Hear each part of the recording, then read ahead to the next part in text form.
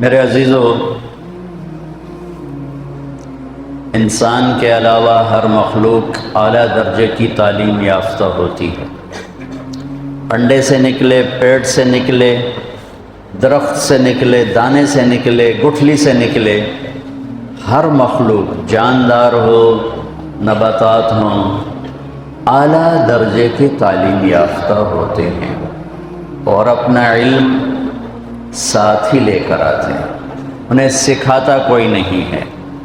آم کی گٹھلی سے کیا نکلنا ہے، گٹھلی کو پتہ ہے مجھے کیا نکالنا ہے، پھل کیسا بنانا ہے، ذائقہ کیسا بنانا ہے، خوشبو کیسی بنانی ہے۔ آج تک اس کے خلاف کبھی نہیں ہوا، نہ آئندہ ہوگا۔ حقیر مخلوق ہے چیونٹی، اس کا انڈا کتنا چھوٹا ہوگا، اس سے نکلنے والی چیونٹی 1 سینٹی میٹر سے زیادہ دیکھ نہیں سکتی، وہ کیسے راستہ بناتی ہے، لائن کیسے بناتی ہے، غلہ ڈھونڈنے کیسے جاتی ہے۔ ایک شہد کے قطرے پر ہزاروں چیونٹیاں ایک دم کھنچ کے کیسے آ جاتی ہیں۔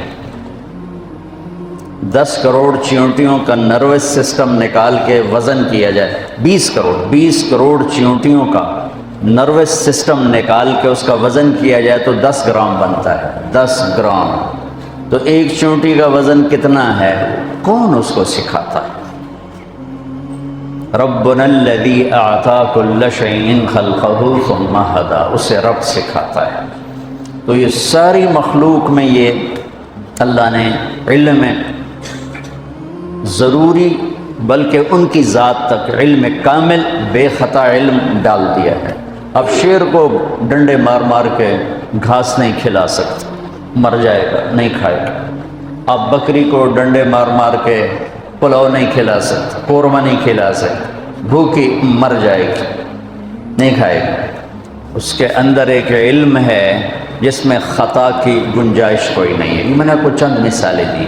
انسان علم باہر سے لیتا ہے، اور چونکہ یہ امتحان کے لیے پیدا کیا گیا ہے، انا خلقنا الانسان من نطفۃ امشاج نبتلیہ فجعلناہ سمیعا بصیرا۔ میرا آپ کا امتحان ہے۔ اللہ تعالیٰ نے آنکھیں دی، کان دیے، دل دماغ دیا، پرکھنے کے لیے، سیکھنے کے لیے، سمجھنے کے لیے، سمجھانے کے لیے، لیکن ہمارا علم اللہ نے باہر رکھا ہے۔ ہم یہاں بچہ پیدا ہو، اسے انگلینڈ بھیج دیں تو وہ انگلش بولے گا، اسے پتہ ہی نہیں ہوگا پنجابی کیا ہے، سرائکی کیا ہے، پشتو کیا ہے۔ اور ہمارے بچے کو کسی سے ملنے نہ دیں تو وہ گونگا ہوگا، گونگا ہوگا۔ اب کوے کو کسی سے نہ ملنے دیں، وہ اپنا گانا آپ کو گا کے سنائے گا، وہ کہاں مک ہی نہیں سکتی، وہ اندر سے وہ علم لے کر آیا ہے۔ اب گدھے کو کسی سے نہ ملنے دیں، ایسا گانا سنائے گا ساز ہی توڑ دے گا۔ تو یہ اللہ کا علم ہے جو مخلوق کو عطا ہے۔ بلبل نغمے میں ہو، کوئل اپنے کوک میں ہو، شیر اپنی دھاڑ میں ہو، ہاتھی اپنی چنگھاڑ میں ہو، اور کتا اپنے غرانے میں ہو، ان کو کہیں سے اپنی بولیاں سیکھنی نہیں پڑتی، یہ اندر سے لے کے پیدا ہوتے ہیں۔ اب انسان کے بچے کو ڈال دیں، کوئی اسے نہ ملے تو وہ گونگا ہو، نہ وہ سننے، اس پہ پھر اس کچھ عرصے کے بعد اس کے سننے کی صلاحیت بھی ختم ہو جائے گی، دیکھنے کی بھی ختم ہو جائے گی۔ تو انسان سب کچھ باہر سے لیتا ہے۔ ہمارے بارے میں ایک آیت ہے، واللہ اخرجکم من بطون امہاتکم لا تعلمون شیئا، ہم نے تمہیں ماں کے پیٹ سے نکالا، تم کچھ نہیں جانتے تھے۔ یہ انسان ہے۔ انسان کے علاوہ اعطا کل شیء خلقہ ثم ھدی، ہر چیز کو پیدا کیا، زندگی گزارنے کا اسے راستہ سکھایا، اسے اس کا راستہ بتایا۔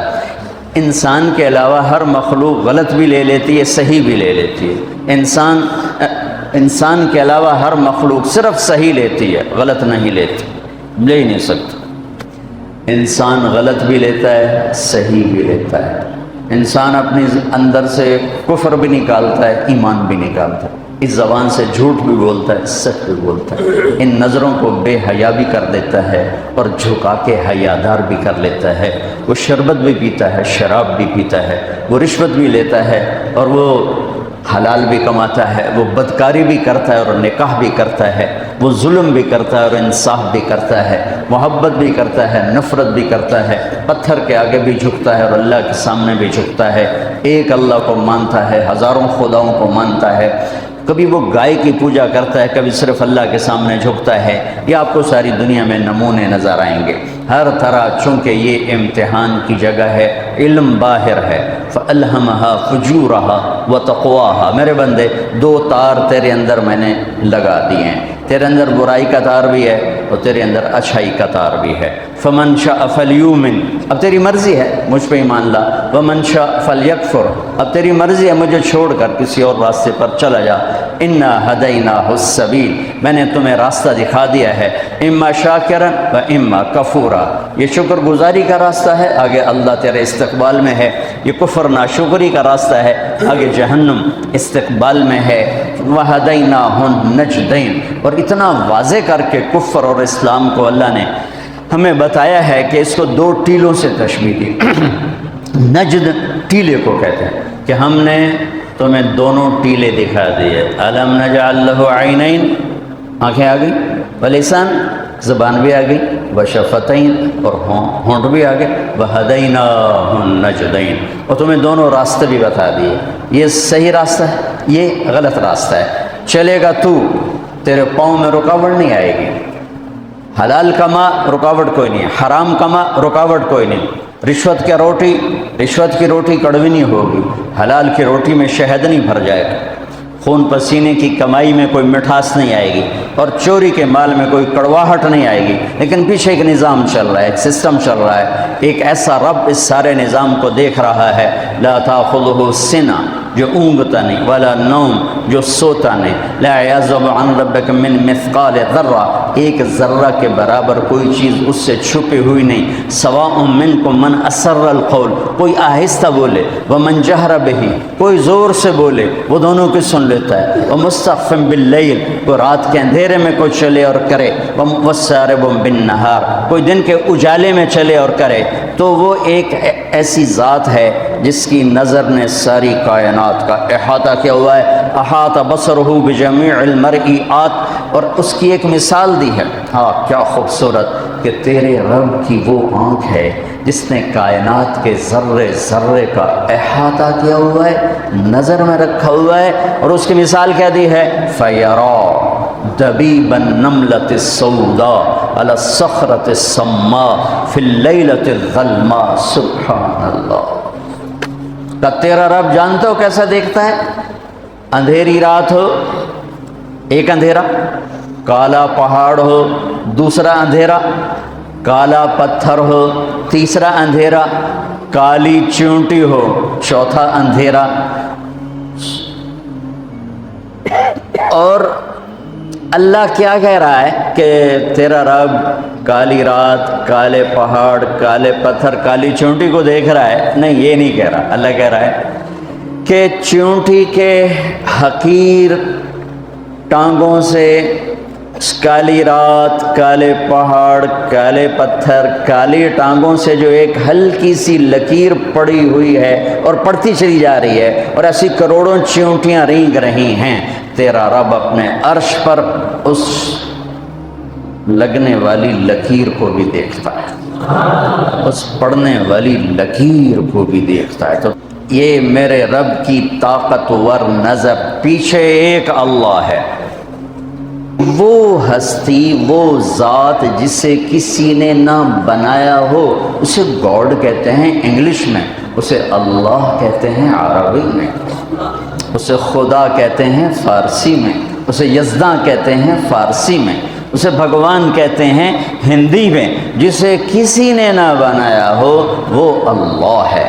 باقی یہ جتنے الفاظ ہیں یہ اللہ کا پورا ترجمہ نہیں بنتے، اس لیے میں عام طور پہ اپنے بیانوں میں کہتا ہوں، ہمارے بر صغیر میں لفظ اللہ کے لیے خدا استعمال ہوتا، خدا خدا خدا خدا۔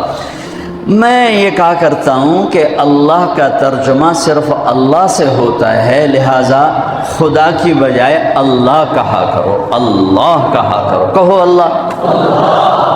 آسمان تک نور پھیل گیا ہے، آسمان نہیں عرشوں تک نور پھیل گیا ہے، وہ ذات جسے کسی نے نہ بنایا ہو اس کا نام ہے اللہ۔ جس نے سب کچھ بنایا اس کا نام ہے اللہ۔ جس نے کسی چیز کو اٹھایا، جس نے کسی چیز کو بچھایا، کسی کو بہایا، کسی کو گاڑ دیا، کسی کو اڑا دیا، کسی کو دبا دیا، کسی کو مار دیا، کسی کو پرواز دے دی، کسی کو پستی دے دی، کسی کو بلندی دے دی، اس کا نام ہے اللہ۔